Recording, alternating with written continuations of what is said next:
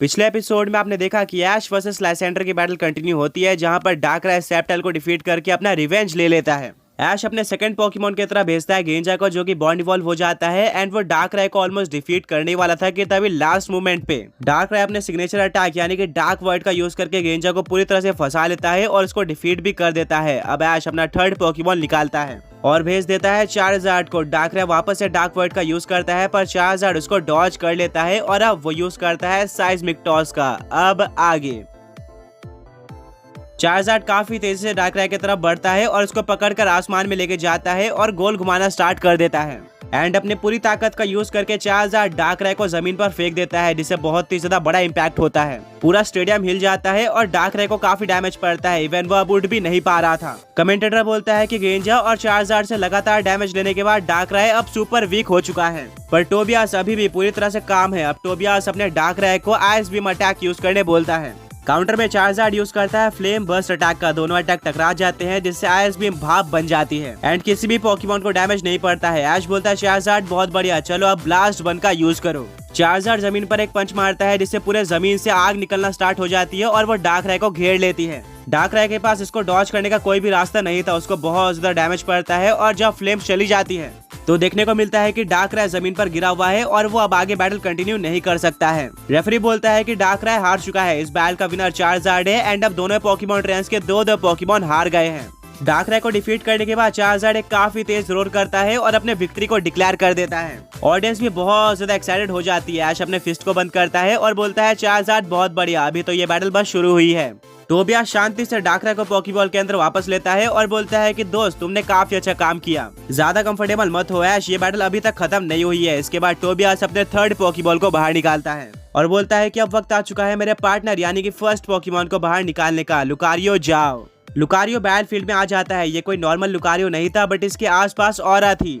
ऐश बोलता है एक लुकारियो चार्जार्ड, चलो दिखाते हैं कि हम दोनों के बीच की बॉन्डिंग कितनी स्ट्रांग है। टोबियास एक छोटी स्माइल देता है और बोलता है कि लुकारियो हम इस बैल को ज्यादा देर तक नहीं चलने देंगे, अभी स्टोन एज का यूज करो। जमीन से काफी सारे नुकीले और बड़े पत्थर चार्जार्ड की तरफ बढ़ रहे होते हैं। चार्जार्ड इनमें से ज्यादातर पत्थर को डॉज कर लेता है, पर एक पत्थर उसके विंग के ऊपर लग जाता है, जिससे उसका विंग इंजर्ड हो जाता है और अब उसको उड़ने में मुश्किल हो रही थी। बट फिर भी वो इस अटैक का जवाब एक सुपर स्ट्रॉन्ग फ्लेम थ्रोअर से देता है, जो कि अब लुकारियो की तरफ बढ़ रहा था।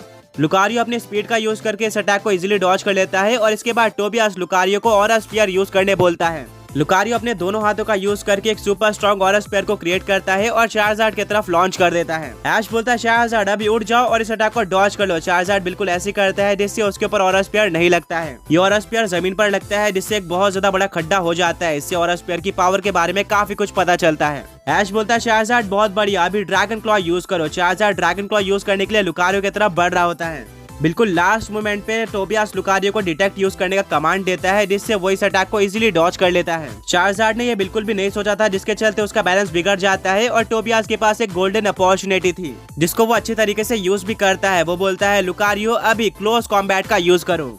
लुकारियो पीछे से एक साथ काफी सारे पंचेस और किक्स की बारिश चार्जार्ड के ऊपर कर देता है, जिससे लगातार चार्जार्ड को डैमेज पड़ते जाता है और वो दर्द में रोर भी करता है। क्लियरली उसको काफी ज्यादा डैमेज पड़ा था। ऐश अपने फिस्ट को बंद करता है और बोलता है कि चार्जार्ड वहीं पर ही खड़े रहो और यूज करो फ्लायर ब्लेड्स का। चार्जार्ड की बॉडी ग्लो करना स्टार्ट कर देती है एंड अब वो फुल फोर्स के साथ लुकारियो की तरफ आगे बढ़ रहा होता है। टोबियास बोलता है लुकारियो हम भी पीछे नहीं हटने वाले, अभी फ्लायर ब्लेड्स को बोन रश के साथ काउंटर करो। लुकारियो दो बोन्स को समन करता है और चार्जार्ड की तरफ आगे बढ़ रहा होता है। दोनों ही सुपर स्ट्रॉन्ग अटैक आपस में टकरा जाते हैं, जिससे एक एक्सप्लोजन होता है और दोनों ही पोकेमॉन्स को पीछे हटना पड़ता है। दोनों ही पोकेमॉन्स की पावर देखकर ऑडियंस और भी ज्यादा एक्साइटेड हो जाती है। ये बैटल और भी ज्यादा इंटेंस होते जा रही थी, पर क्योंकि चार्जार्ड का विंग डैमेज था, इसीलिए लुकारियो जल्दी बैलेंस बना लेता है और यूज करता है एक और ऑरा स्फीयर का। ये अटैक काफी तेजी से चार्जार्ड की तरफ बढ़ रहा होता है, पर अब तक चार्जार्ड ने भी अपना बैलेंस बना लिया था, इसीलिए ऐश उसको ब्लास्ट बन यूज करने बोल देता है, जिससे वो जमीन के ऊपर एक काफी स्ट्रॉन्ग पंच मारता है। पूरे ग्राउंड से फ्लेम्स बाहर आती है, जो कि ऑरा स्फीयर को डिस्ट्रॉय कर देती है एंड लुकारियो को घेर भी लेती है। ये चीज किसी ने भी एक्सपेक्ट नहीं किया था और जब फ्लेम्स पूरी तरह से हटती है तो देखने को मिलता है कि लुकारियो जमीन पर गिरा हुआ है।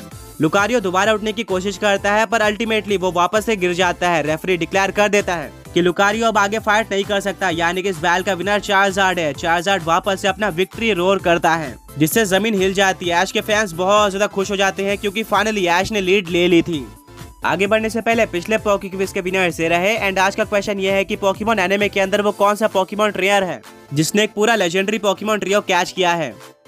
टोबियास लुकारियो को पोकेबॉल के अंदर रिकॉल करता है और बोलता है कि आज किसी और पोकेमॉन ट्रेनर के मुकाबले तुमने मुझे सबसे ज्यादा पुश किया है, बट एक भी सेकंड के लिए ये मत सोचना कि तुम ये बैटल जीतने वाले हो। ऐश बोलता है कि वो सब के बारे में हम बाद में सोचेंगे, बट तुम बैटल से पहले बोल रहे थे कि लुकारियो तुम्हारा पार्टनर या फिर पहला पोकेमॉन है। टोबियास बोलता है कि हाँ, तुमने बिल्कुल सही सुना था, लुकारियो मुझे रियोलो के फॉर्म में मिला था एंड उसकी ऑरा बाकी और रियोलो से काफी डिफरेंट थी, जिसके चलते वो मुझे शुरू से ही पसंद था। पर बाकी पोकेमॉन से अलग मैंने रियोलो को चूज नहीं किया था, बल्कि रियोलो ने मुझे चूज किया था और उसके बाद से मैंने और रियोलो ने मिलकर काफी सारी बैटल करी है। हम दोनों के बीच का बॉन्ड कभी भी नहीं तोड़ा जा सकता। ऐश बोलता है कि ये तो अमेजिंग है, मैं तुम्हारे और लुकारियो के बीच के कनेक्शन को फील कर सकता हूँ क्योंकि यही कनेक्शन मेरे और ग्रेंजा के बीच में है और डेफिनेटली लुकारियो काफी स्ट्रॉन्ग था। टोबियास बोलता है और हाँ, लुकारियो के चलते ही मैंने एक पोकेमॉन ट्रेनर बनने का डिसाइड किया था, वरना मुझे पोकेमॉन कैचिंग में कोई भी इंटरेस्ट नहीं था और लुकारियो की वजह से मैंने सिर्फ और सिर्फ यूनिक पोकेमॉन कैच करना स्टार्ट किया है। मेरे पोकेमॉन टीम में कोई भी नॉर्मल पोकेमॉन नहीं है, बट हाँ ऐश, मेरे बाकी पोकेमॉन्स की बॉन्डिंग मेरे साथ और भी ज्यादा स्ट्रॉन्ग है,